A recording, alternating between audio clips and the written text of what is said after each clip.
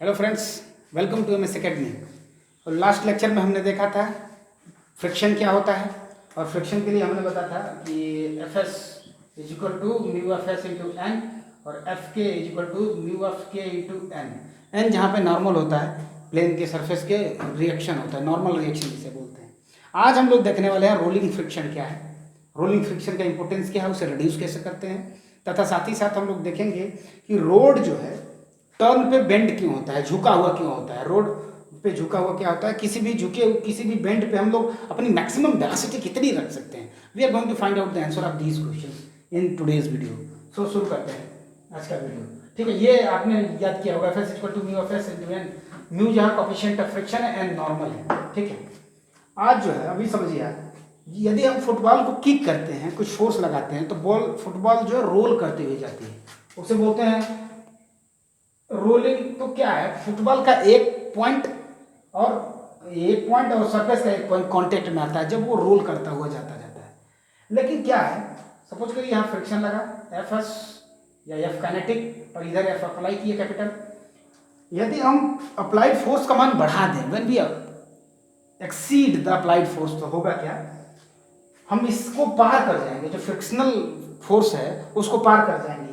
तो जो ये ऑब्जेक्ट है ना, अब वो रोल ना करके स्लाइड कर जाएगा, या ये कहें कि वो स्लिप कर जाएगा। तो जो फुटबॉल का एक ही जो पॉइंट है, एक से ज्यादा पॉइंट के साथ में कांटेक्ट में आ जाएगा, यानी कि वन टू वन पॉइंट नहीं, वन टू मेनी हो जाएगा फंक्शन।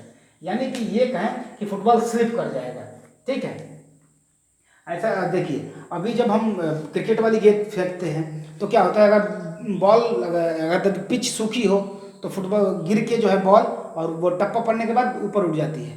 जबकि यदि नम हो जाता है तो फ्रिक्शन कम हो जाता है, खिस जाता है, स्लाइड कर जाता है या स्कीड कर जाता है। ये तो ये अपना जो है उसको हम लोग रोलिंग फ्रिक्शन कहते हैं, जिसमें एक पॉइंट जो है कांटेक्ट में आता है।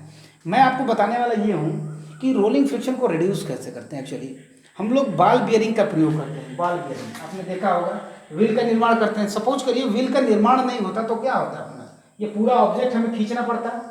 हमने जैसे ही पहिए का निर्माण किया, इसमें इसमें क्या लगाते हैं हम लोग, इसमें हम लोग लगा देते हैं बॉल बियरिंग, लगाते हैं बियरिंग, छोटे छोटे बियरिंग। तो होता क्या है, उसमें जो अपना एक पॉइंट है यहाँ पे, एक पॉइंट यहाँ पे, एक पॉइंट यहाँ पे, एक पॉइंट यहाँ पे, केवल दो पॉइंट है आपस में कांटेक्ट में आते हैं। तो जो फ्रिक्शन है ना, वो कम हो जाता है। इसको हम लोग कम करने के लिए हम लोग लुब्रिकेंट इस्तेमाल करते हैं। लुब्रिकेंट इत्यादि, ग्रीस हुआ, मोबिल हुआ, सीआईएल हुआ, ये सब लुब्रिकेंट्स हैं जिनका हम इस्तेमाल करते हैं। ठीक है, तो इसको रिड्यूस करने के लिए हम लोग इसका इस्तेमाल करते हैं, और इसका ये इंपॉर्टेंस है रोलिंग का। ठीक है, अब हम ये जानने वाले हैं कि यदि कोई प्लेन सरफेस है, सपोज करिए, और वो बेंट आ रहा है। अभी हम यहाँ जा रहे थे, अब यहाँ जाना है, यानी हमको अब मुड़ना है। यानी मुड़ना है तो मोड़ पे हम कितनी वेलोसिटी मैक्सिमम रख सकते हैं, that we are going to find out. अभी रोड घुमावदार नहीं है, रोड सीधा है, तो क्या होगा, मुड़ने के लिए अपने को क्या चाहिए। मैं बताया था आपको सर्कुलर मोशन का एक वीडियो हमने बता रखा है। यदि आपको सर्कुलर मोशन का डिटेल लेना हो तो आप वीडियोस देख सकते हैं। मैं बताया था सर्कुलर मोशन में दो फोर्स होते हैं, एक सेंट्रीपिटल और सेंट्रीफ्यूगल। सेंट्रीफ्यूगल की बात नहीं करेंगे, centripetal force is required for a body to move into the circle. ठीक है, इसमें एक्सेलरेशन होता है, सेंट्रीफ्यूगल एक्सेलरेशन। मैं बताया था आपको एक्सेलरेशन की वैल्यू क्या होती है, ए की वैल्यू होती है वी स्क्वायर बाई आर। ठीक है, फोर्स की जो वैल्यू होती है सेंट्रीफ्यूगल फोर्स की, उसकी वैल्यू होती है M V square by R. ठीक है, M V square by R. आप हमको ये बताइए, जब हमें ऑब्जेक्ट को घुमाना है तो हमें ये सेंट्रीफ्यूगल फोर्स देना पड़ेगा, वो कहां से मिलता है, तो ये फोर्स जो है उसको फ्रिक्शन से मिलता है। Actually friction provides the required centripetal acceleration, या ये कहें कि रिक्वायर्ड सेंट्रीपिटल फोर्स, जिससे हमारा ऑब्जेक्ट घूमता है, मुड़ता है। यानी जो M V square by R है वो इक्वल टू होता है अपना म्यू ऑफ जो भी फोर्स है एफ एस के। ठीक है, M V square is equal to is less than और इक्वल टू सपोज करिए is less than equal to F S, या म्यू ऑफ एन। समझ पा रहे हैं आप, यानी जो भी अपना फ्रिक्शन है, फ्रिक्शन प्रोवाइड करता है सेंट्रीफ्यूगल फोर्स को हमको। ठीक है, यदि हम इसको सपोज करिए ये अपना ऑब्जेक्ट है, इस तरह से रहा, और यहाँ इसको बेंड होना है, तो अभी अपना जो ऑब्जेक्ट है नॉर्मल है, सरफेस पे नॉर्मल है, सरफेस पे नॉर्मल है, यानी नॉर्मल इधर नीचे की तरफ काम कर, ऊपर की तरफ काम करेगा, और एम जी जो है नीचे की तरफ काम करेगा, यानी एन इज इक्वल टू हो जाएगा आपका M G, N is equal to M G. तो यहाँ से यदि हम रिप्लेस करें तो less or equal to mu of M G हो जाएगा, म्यू ऑफ एम जी, ठीक है। ये है M V square by R, M से एम कैंसिल हो जाएगा, वी जो वी की जो वैल्यू होगी लेस आर इक्वल टू कितनी हो जाएगी, V is less or equal to mu G into R, ठीक है। V square is equal to mu G into R, यानी कि यदि हम देख रहे हैं तो इसकी मैक्सिमम वैल्यू इक्वल टू होगी, यानी V max is equal to हो जाएगा आपका under root mu G into R. यानी कि जो जानने की बात वो है यहाँ पे वो ये है कि जो मैक्सिमम वेलोसिटी है जो हम टर्न पे रखेंगे अपने ऑब्जेक्ट का, अपने व्हीकल का या अपने कार का, वो म्यू पे डिपेंड करता है, यानी कि कोफिशिएंट ऑफ फ्रिक्शन पे, दूसरा जी पे जिसकी वैल्यू कितनी होती है 9.8, या आमतौर पे हम सॉल्व करने के लिए क्वेश्चन 10 भी ले लेते हैं, और जो तीसरी वैल्यू है वो रेडियस पे, अपना रेडियस ऑफ कर्वेचर क्या रहा, रेडियस ऑफ जो हम सर्कुलर मोशन कर रहे हैं, सपोज करिए एक वर्चुअल सर्कल है तो उसकी रेडियस क्या है, उसको हम लोग आर मान रहे हैं, ठीक है। तो म्यू जी इंटू आर इस बात पे डिपेंड नहीं कर रहा है कि ऑब्जेक्ट का मास कितना है, या ट्रक हो या स्कूटर हो, उसके लिए जो मैक्सिमम वेलोसिटी है under root mu G into R होती है, ये सपोज करिए। यानी कि हमारा जो फ्रिक्शन यदि कम हो जाए तो हम गिर जाएंगे, फ्रिक्शन कम हो जाए, ये जैसे कम होगा हमारा वेलोसिटी बढ़ जाएगी, यानी हम गिर जाएंगे, रेडियस कम हो जाए तो भी हम गिर जाएंगे, यानी कि वी मैक्सिमम हम इतना ही रख सकते हैं या उससे कम ही हमें रखना पड़ेगा। तो हम क्या कर सकते हैं, आखिर हमें तेज मोड़ना है, हमें मोड़ पे भी तेज मोड़ना है, उसके लिए क्या करें, रेडियस बढ़ा दीजिए आप, जल्दी से ना मुड़ के आप धीरे धीरे मुड़िए, रेडियस ऑफ कर्वेचर बढ़ा दीजिए आप, या कोफिशिएंट ऑफ फ्रिक्शन बढ़ा दीजिए। तो कोफिशिएंट ऑफ फ्रिक्शन किस पे डिपेंड करता है, ये डिपेंड करता है कि आपके पास किस क्वालिटी का टायर है, एमआरएफ है, C8 है या राल्को है। So various kinds of tyres are used in the wheels of a vehicle. So ये इस पे डिपेंड करता है आपका रोड कैसा है, कंक्रीट वाला है या सीसी है या ईंट वाला है, पगडंडी है, so it's all varies, depend करता है। अभी आपके हाथ में एक म्यू है, म्यू को आप एक और तरीके से पढ़ सकते हैं। म्यू के लिए मैं बताया था, यदि सरफेस को इंक्लाइन कर दिया जाए, यानी कि जो रास्ता अपना मुड़ रहा है उसको घुमा, उसको हम थोड़ा सा इंक्लाइंड रखें, एक तरफ झुका हुआ, यानी रोड को झुका दें, तो क्या होगा, जो झुका है, झुका होने की वजह से आपको एक इंक्लाइंड एंगल मिलेगा, वही एंगल क्या करेगा, हेल्पफुल होगा मुड़ने में। आइए देखते हैं, उसको हल करते हैं और देखते हैं कि आपको किस तरह से, यदि फ्रिक्शन न हो तो भी आप घूम सकते हैं, मुड़ सकते हैं। कैसे, सपोज करिए ये अपना इंक्लाइंड सरफेस रहा, ये अपना हॉरिजॉन्टल सरफेस हुआ, ये इंक्लाइंड सरफेस रहा, ये अपना ऑब्जेक्ट हो गया, ठीक है। ये नॉर्मल टू द, आपको बताया ना नॉर्मल हमेशा ऑब्जेक्ट और सरफेस के बीच के नॉर्मल होता है, ठीक है। एमजी हमेशा नीचे की तरफ काम करेगा, इससे एमजी और नॉर्मल आपको समझ लेना है, ठीक है। अभी आपको समझना ये है, नॉर्मल जो वर्टिकल्स है, सपोज करिए थीटा डिग्री बना रहा है और मैं नॉर्मल को रेजोल्यूट कर रहा हूँ, एमजी को रेजोल्यूट करके आपको दिखा चुका हूँ प्रीवियस वीडियो में। अब नॉर्मल को रिड्यूस करें तो आपको क्या मिलेगा, एन कॉस थीटा, इसके just perpendicular N sine theta मिल जाएगा, ठीक है। और इसी डायरेक्शन में सर्कुलर मोशन जब आपने पढ़ा था तो आपने ये पढ़ा था कि सर्कुलर मोशन होने के लिए सर्कुलर एक्सेलरेशन चाहिए, सर्कुलर फोर्स चाहिए, सेंट्रीफ्यूगल फोर्स चाहिए। तो वो जो एक्सेलरेशन होता है, जो फोर्स होता है, वो यहाँ से मिलता है, वो फ्रिक्शन देगा आपको और नॉर्मल देगा।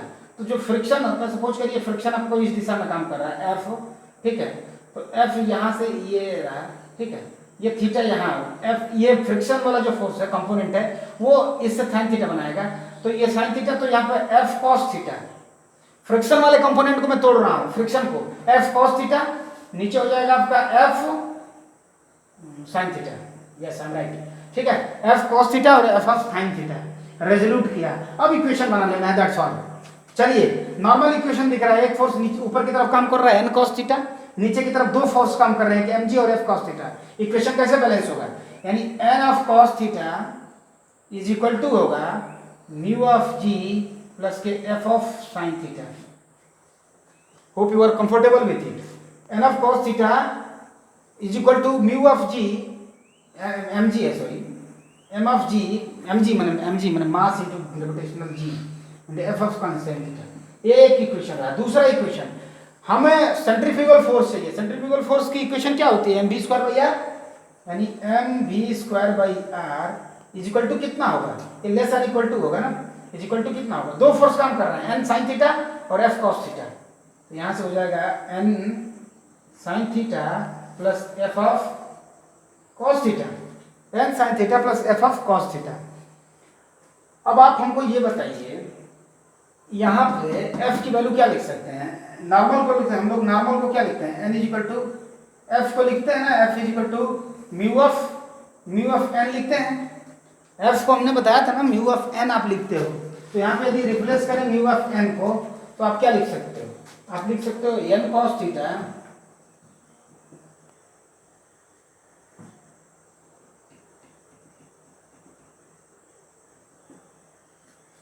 N cos theta is equal to mu of N into mu of N cos sine theta. ठीक है, अब आप काम करिए, यहाँ से एन की वैल्यू निकाल लीजिए। सपोज करिए इक्वेशन नंबर 2 है, ये इक्वेशन नंबर 3 हो गया। सपोज करिए, so find out the value of N from the equation number 3 and put it into the equation number 2। What you are getting here? N is equal to क्या हो जाएगा? इसको आप इधर ले आइए, तो N cos theta, N common ले लीजिए, तो यहाँ से क्या हो जाएगा? कॉस थीटा प्लस के mu sine theta, mu sine theta equal to M of जी। तो एन इज इक्वल टू क्या हो जाएगा? N is equal to M G upon cos theta plus mu of sine theta है। और ये जो N की वैल्यू है, आप काम करिए, एन की वैल्यू इस इक्वेशन में रख दीजिए, इक्वेशन नंबर 2 में। So when we put the equation and value of N into equation number this, what we are going to get? मुझे इरेज करना पड़ेगा, होप आप इससे कंफर्टेबल है, आपने नोट डाउन कर लिया है। ठीक है, इसको मैं इरेज कर देता हूँ, चलिए। ठीक है, अभी इसमें अपन लोग रखते हैं, तो क्या मिल जाएगा अपने को? M V square by R less or equal to N sine theta plus F of cos theta. ठीक है, तो एन इधर साइन थीटा प्लस एफ के जगह पर हमने बताया था ना म्यू ऑफ एन रखना है आपको, म्यू ऑफ एन, एफ की जगह पर mu of N, N common ले लिया, into cos theta, into cos theta, mu of N into cos theta.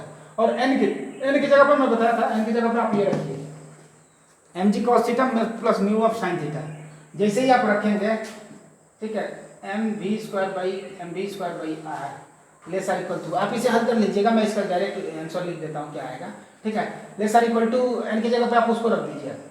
ठीक है, M G upon cos theta plus mu of sine theta, mu of sine theta ये हो गया value, और ये ऊपर sine theta plus mu of cos theta. ठीक है, एक काम करिए, आप कॉस थीटा से डिवाइड कर दीजिए, ऊपर और नीचे।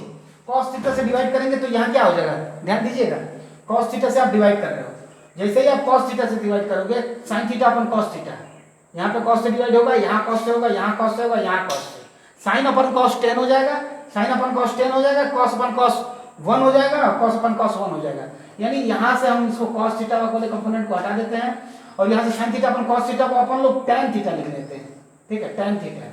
सिमिलरली यहाँ से कॉस थीटा हटा के 1 लिख लेते हैं, और यहाँ पे म्यू ऑफ साइन थीटा को हम लोग लिख सकते हैं म्यू ऑफ tan थीटा। ठीक है, m से ये वाला m कैंसिल हो जाएगा, r इधर आ जाएगा, यानी v ऑफ, देखिए आपकी सुविधा के लिए हल कर देता हूँ, यानी V square is equal to क्या हो जाएगा? आर ऑफ जी ब्रैकेट में mu plus tan theta upon 1 plus mu tan theta. ठीक है, म्यू इतना हो गया, यानी v इज इक्वल टू क्या हो जाएगा? ये अंडर रूट में चला जाएगा, ये रहा, ये मैक्स रहा, less or equal to equal to max होता है, आपको पता है। ठीक है, तो v मैक्स कितना हुआ? R G bracket mu plus tan theta upon के 1 प्लस म्यू tan थीटा। यानी आप एक चीज यहाँ से कंक्लूड कर रहे हैं, यानी v मैक्स की वैल्यू कितनी हुई? अब दो पार्ट पे डिपेंड करिए, एक तो म्यू पर भी और एक tan थीटा पे भी। यानी कि tan थीटा यदि थीटा 0, सपोज करिए थीटा 0 हो, इंक्लाइंड ना हो, तो थीटा 0 तो ये वाला 0 कंपोनेंट, ये वाला 0 कंपोनेंट, यानी कि यहाँ से म्यू आर जी यदि थीटा इक्वल टू 0 हो जाए, यानी इंक्लाइंड ही नहीं है, म्यू आर जी मैंने आप पिछले डेरिवेशन में करा रखा है आपको, under root mu R G formula था। लेकिन यदि इंक्लाइंड हो और यदि हम म्यू जीरो कर दें, सपोज करिए हमें फ्रिक्शन ही नहीं देना है, हम नहीं चाहते कि हमारा टायर और रोड के बीच में रगड़ खाए और ख़राब हो, वियर एंड टियर हो, तो म्यू हम जीरो कर देते हैं, हम केवल इंक्लाइंड रखेंगे।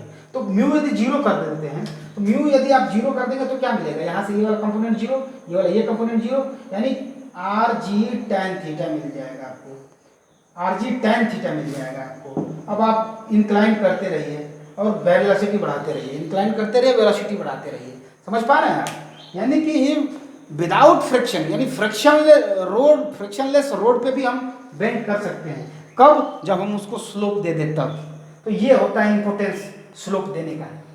समझ पा रहे हो आप? मैक्सिमम वेलोसिटी कितनी हुई, हम कितना रख सकते हैं, रेडियस बढ़ा सकते हैं आप, इंक्लाइनेशन बढ़ा सकते हैं आप, म्यू बढ़ा सकते हैं आप। So these are all parameters by which we can increase the velocity, maximum velocity.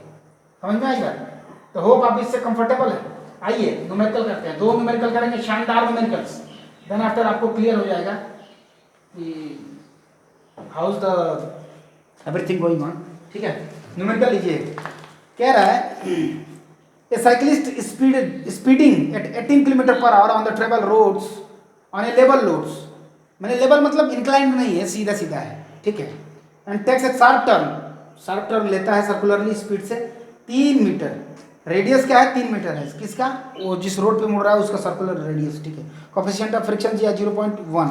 ठीक है, चलिए उसकी स्पीड दे रखा है, उसको वेलोसिटी ऑफ मैन दे रखा है आपको 18 किलोमीटर पर आवर। सबसे पहले तो इसको मीटर प्रति सेकंड में बदलिए आप, 18 इंटू 5/18। जब हमें किलोमीटर को मीटर प्रति सेकंड में बदलना होता है, तो मीटर प्रति सेकंड में बदलना है तो 5/18 से, यानी ऊपर छोटा 5/18 से मल्टीप्लाई करेंगे। यदि मीटर प्रति सेकंड को हमें किलोमीटर प्रति घंटा में बदलना है तो 18/5 से मल्टीप्लाई करते हैं। This is how conversion is done, यानी 5 मीटर पर सेकंड, यानी 18 किलोमीटर प्रति घंटा kilometre per hour is equal to 5 metre per second. That's all. ठीक है, कह रहा है जो रेडियस है उसका जिस पे वो टर्न कर रहा है वो 3 मीटर का है, 3 मीटर ही है आई थिंक, यस।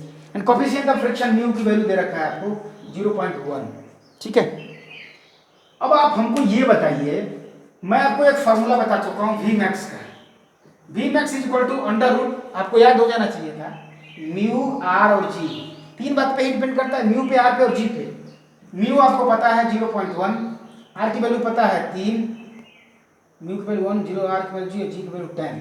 ठीक है, ये इनसे कैंसिल हो गया, ये हो गया अंडर रूट ऑफ 3, यानी वी मैक्स कितना रख सकता है वो, अंडर रूट 3 मीटर पर सेकेंड, जबकि उसकी स्पीड कितनी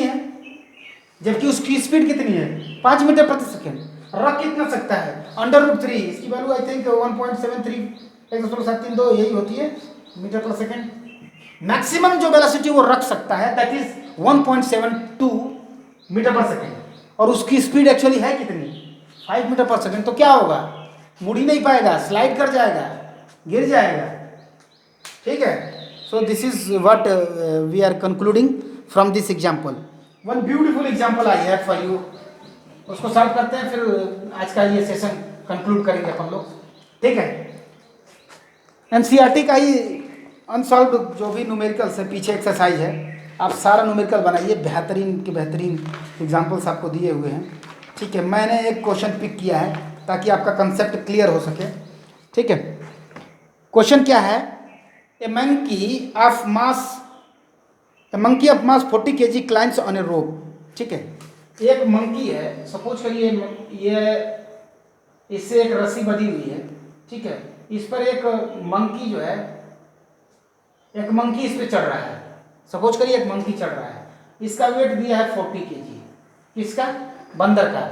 एक बंदर एक रोप पे चढ़ रहा है जो कि यहाँ लटका हुआ है। ठीक है, धागा पर लटका हुआ है, समझ करिए। कह रहा है कि जो धागा है वो मैक्सिमम जो टेंशन है, वो 600 न्यूटन विथस्टैंड कर सकता है, यानी सह सकता है, यानी 600 न्यूटन से ज़्यादा फोर्स लगा दें टूट जाएगा, वो रस्सी टूट जाएगी।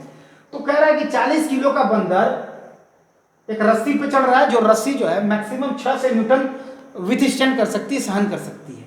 तो कह रहा है कि क्या होगा, 4 केसेस दिया है। पहली केस ये दिया है, यदि बंदर ऊपर चढ़ता है 6 मीटर पर सेकंड के एक्सेलरेशन से, पहला क्वेश्चन लगाते हैं। ठीक है, बंदर जो है एक्सेलरेशन दिया है 6 मीटर पर सेकेंड स्क्वायर अप। बंदर रस्सी पर 6 मीटर प्रति सेकंड के एक्सेलरेशन से ऊपर की तरफ चल रहा है। आप बताइए रस्सी टूटेगी या नहीं टूटेगी? चलिए देखते हैं। टेंशन ऊपर की तरफ काम कर रहा है, बंदर यहाँ है, बंदर का मास की वजह से जो फोर्स लगेगा m इंटू जी नीचे की तरफ लगेगा, दैट इज 40 इंटू जी की वैल्यू 10 ले लेता हूं मैं, तो जी की वैल्यू 10 लीजिए, तो 400 न्यूटन नीचे की तरफ काम करेगा। जब ऊपर की तरफ जा रहा है यानी अपने सिस्टम का वजन 40 kg है और सिस्टम का एक्सेलरेशन जो है 6 मीटर पर सेकंड, ऊपर के एक्सेलरेशन को मैं पॉजिटिव मानता हूं। तो अपना इक्वेशन कैसे बनेगा, समीकरण कैसे बन रहा है? इक्वेशन बनाना महत्वपूर्ण है, सॉल्व करना कक्षा 7-8 का बच्चा कर लेगा, इक्वेशन बनाना आपकी जिम्मेदारी है। ऊपर की तरफ पॉजिटिव, नीचे की तरफ नेगेटिव, यानी T minus M G, T ऊपर की तरफ माइनस एम जी नीचे की तरफ, किसके बराबर है? पूरे सिस्टम पे कितना है? T फोर्स है, ये भी फोर्स है, तो हमें भी फोर्स लगाना है। m इंटू जी, एम कितना है 40 इंटू जी कितना है इंटू ए, किस एक्सेलरेशन से ऊपर या नीचे, ए हम पॉजिटिव रखेंगे क्योंकि ऊपर की तरफ जा रहा है। T माइनस के T कितना दिया हुआ है आप बताइए? T माइनस के एम जी कितना है? m into G, m 40 into G 400, T minus 400 is equal to, ये T क्या है, कितना टेंशन आ रहा है, ये T मैक्स है। T मैक्स की वैल्यू आप 400 रख सकते हैं। अभी देखिए T minus 400 is equal to 40 into a की वैल्यू कितनी है? एक्सेलरेशन मैंने बताया ना ऊपर की तरफ जो है 4 मीटर पर सेकंड, एम आई राइट? नहीं 6 मीटर पर सेकंड, ठीक है। इस पे एक्सेलरेशन यहाँ लिखा हुआ है 6 मीटर पर सेकंड, ठीक है। 6 मीटर पर सेकंड इंटू 6, तो कितना हो जाएगा ये? 6 चौके 24, 240 या 400 जब हम इधर शिफ्ट कर देंगे तो T is equal to 240 plus 400, यानी कितना हो जाएगा 640, ये टेंशन की वैल्यू होगी इतना न्यूटन। अब हमें बताइए, हमने ये निकाल दिया कि यदि जो बंदर है 6 मीटर प्रति सेकंड स्क्वायर के एक्सेलरेशन के ऊपर की तरफ चढ़ेगा तो जो रस्सी पर टेंशन आ जाएगा, जो एक्चुअल टेंशन आ जाएगा वो 640 न्यूटन है। जबकि क्वेश्चन आपको दे रखा है कि 600 से जहां आप ऊपर चढ़े रस्सी टूट जाएगी, यानी क्या होगा, इस दशा में बंदर ऊपर नहीं चढ़ेगा, क्या हो जाएगा, रस्सी टूट जाएगी। तो केस ए में रस्सी टूट जाएगी, रोप विल ब्रेक, ठीक है, rope will break. The important is to make the equation बनाना सबसे ज्यादा इंपॉर्टेंट है। दूसरी केस में देखता हूं, इसलिए मैं ये क्वेश्चन लिया हूं ताकि इक्वेशंस बना के आपको बताया जा सके। दूसरा क्वेश्चन ये है कि यदि वो 4 मीटर पर सेकंड स्क्वायर के एक्सेलरेशन से नीचे की तरफ आ रहा है,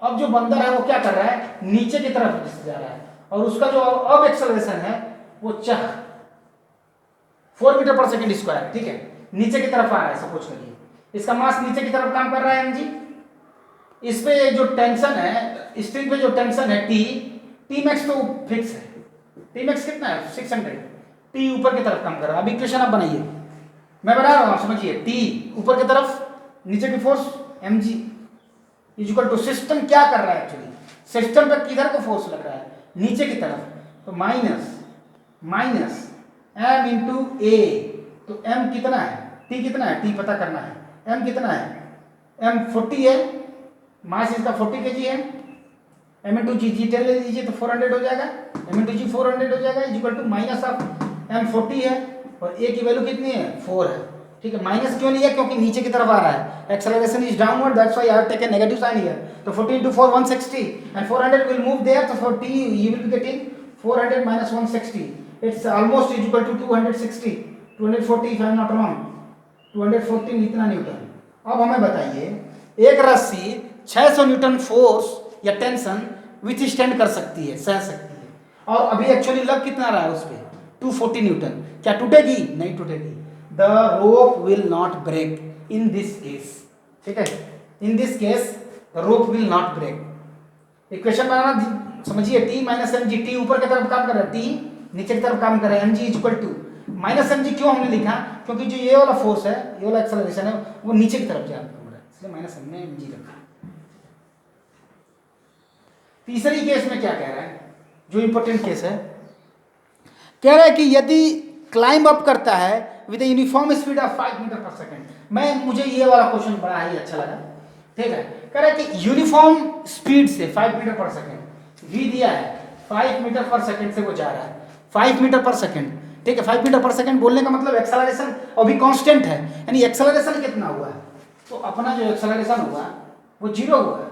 कांस्टेंट वेलोसिटी का मतलब एक्सेलरेशन ना, वेलोसिटी कांस्टेंट 5 मान लीजिए, एक्सेलरेशन के लिए हम इसको डिफरेंशिएट करते हैं dv/dt। अब बताइए d/dt आप 5 करिए, किसी भी कांस्टेंट का डिफरेंशिएशन 0 होता है, स्पेशल क्लास में मैं बता रखा हूँ आपको, यानी 0 हो जाएगा, यानी एक्सेलरेशन कितना हुआ 0, ठीक है। जब भी आपको कांस्टेंट वेलोसिटी देगा तो आप समझ जाइए कि एक्सेलरेशन 0 है, यानी एक्सेलरेशन अपना 0 हो गया। तो एक्सेलरेशन 0 हुआ यानी कि एक्सेलरेशन 0 होगा, ठीक है, कोई बात नहीं, एक्सेलरेशन 0 होगा तो रहने दीजिए, ठीक है। अभी जो अपना सिस्टम है वो ऐसे था ना, अभी सिस्टम ये ऐसे है, अभी वो कांस्टेंट स्पीड से अप जा रहा है, v दिया है आपको 5 मीटर पर सेकंड, एक्सेलरेशन 0 हो गया। अभी टेंशन तो लगेगा ही, mg नीचे लगेगा ही, और लेकिन सिस्टम में एक्सेलरेशन 0 है, तो tension t minus mg is equal to m into a 0 है, ये टोटल टर्म 0 हो गया, m इंटू जी की जगह पर मैं 0 रख रहा हूँ, ध्यान रखिएगा, और t is equal to mg, यानी t is equal to mg की वैल्यू कितनी थी 40 इंटू 10 कितना हो जाएगा 400 न्यूटन। अब आप हमें ये बताइए रस्सी टूटेगी? नहीं टूटेगी, क्यों? क्योंकि मैक्सिमम टेंशन 400 न्यूटन आ रहा है, जबकि ये दे रखा है कि जो अपना रस्सी है that can withstand force of 600 Newton, ठीक है।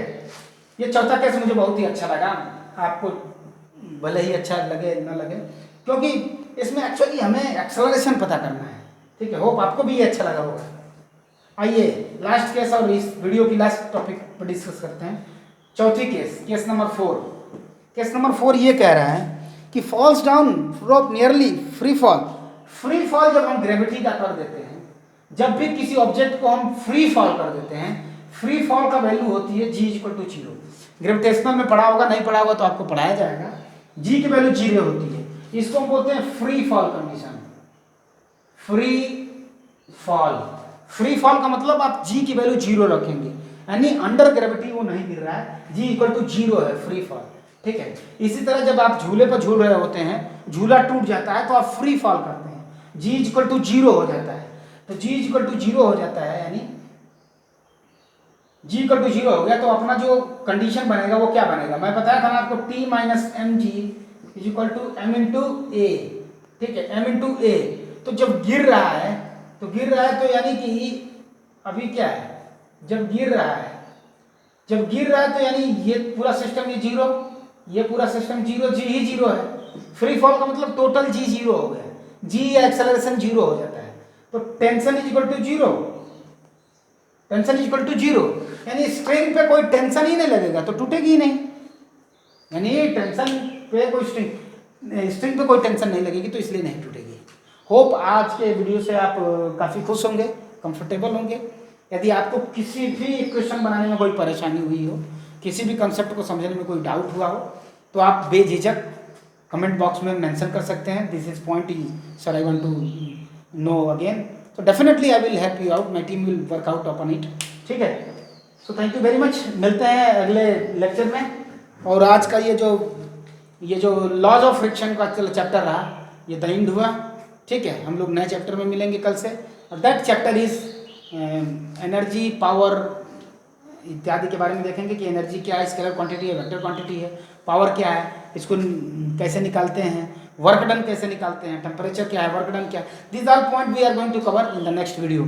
So thank you very much, so do like and subscribe my video, thank you.